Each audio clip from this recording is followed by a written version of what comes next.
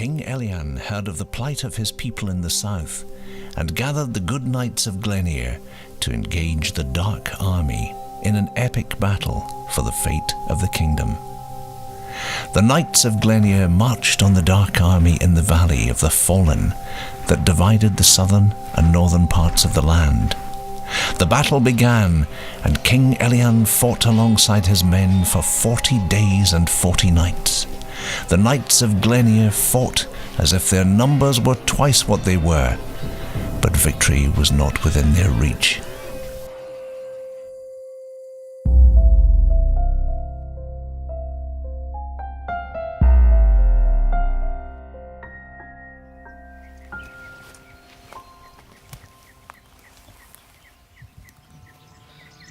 I've seen this before. My brother has a map just like this one. Your brother's is a copy. This is the original. What do you know about my brother? Come on, we're starting to catch up. That night, Bee fell into a deep sleep. In her sleep, she journeyed into a vivid dream. In the dream, she saw black feathers falling from the sky. She saw rushing waters and a great tower. Her dream had frightened her because she did not understand its meaning. She was now more concerned than ever for Liam and knew that it was going to be up to her to find her friend and bring him home.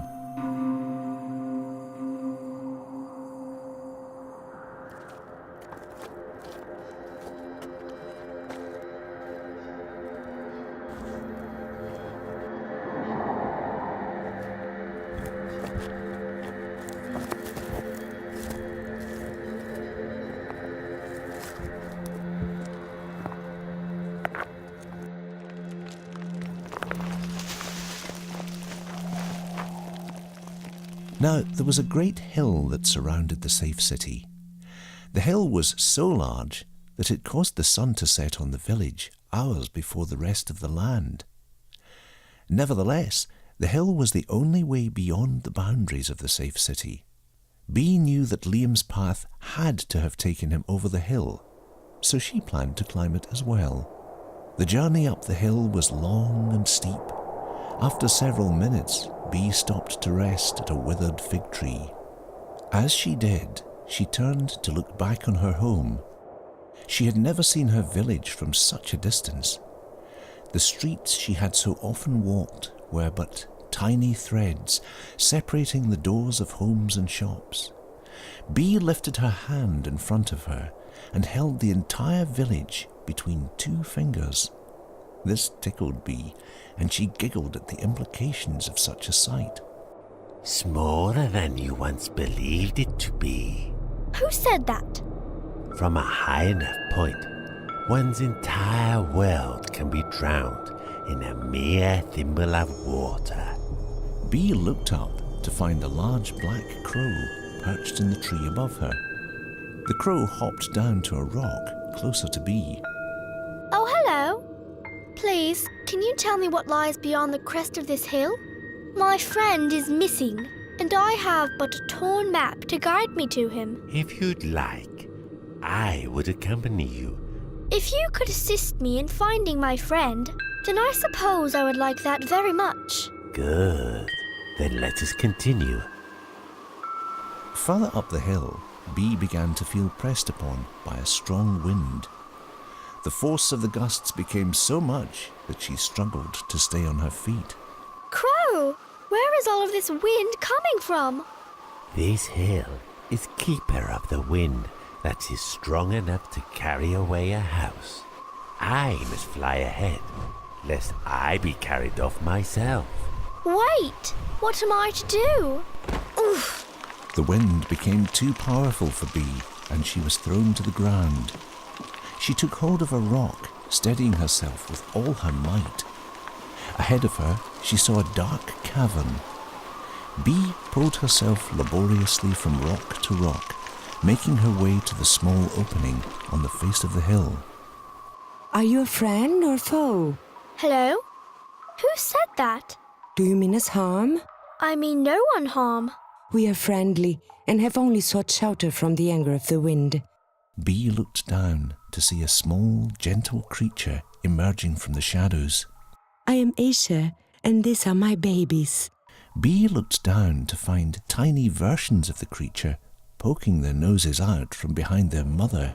The wind has not let up since we first crawled between these rocks. I don't believe it ever rests. Oh dear, then we have only one choice.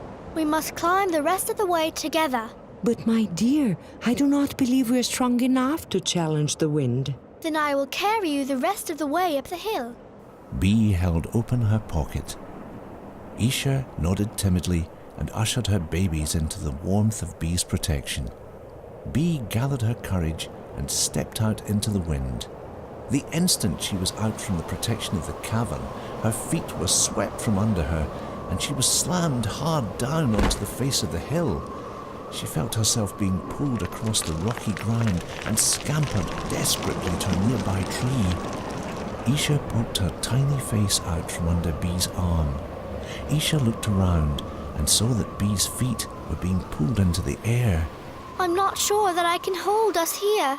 Then you must let go. Let go? But if I do release us from this tree, we will be swept away. I have trusted you, my dear Bee. Now you must trust me. You must let go. Bee nodded and began to loosen her grip. Seconds later, she was free from her anchor and was being tossed and turned upside down and right side up, over and over. Bee felt herself being lifted higher and higher from the ground. Bee hugged her pocket closely as she flew to protect her precious cargo. After several dizzying minutes, Bee began to feel herself sinking slowly to the ground, lower and lower, until she finally felt her feet plant firmly upon the grass. Bee looked back, realizing that the wind had carried them to the top of the hill. Why, the wind was not to be feared after all. I simply needed to let go. Thank you, Bee. I owe more than I have to you. For now, my babies and I are free. And I owe you, my friend. If it were not for your wisdom, we would all have been stuck there. Where will you go now? To find our new home. Somewhere lovely, I pray. Indeed. And where will you go? I know not my journey's end, only that I must continue until I find my friend. Safe journeys, my dear Bee. And to you as well. And with that, they each parted ways.